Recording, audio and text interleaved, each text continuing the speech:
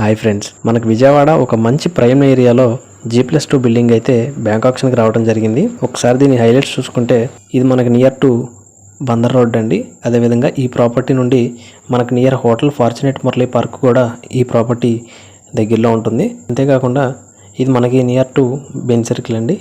ఇక్కడ నుండి మనం బెంజ్ సర్కిల్ వెళ్ళాలన్నా కూడా చాలా దగ్గర. ఇది అయితే మొత్తానికి ఒక మంచి ప్రైమ్ ఏరియా అండి. ఇది కమర్షియల్ ప్రాపర్టీ.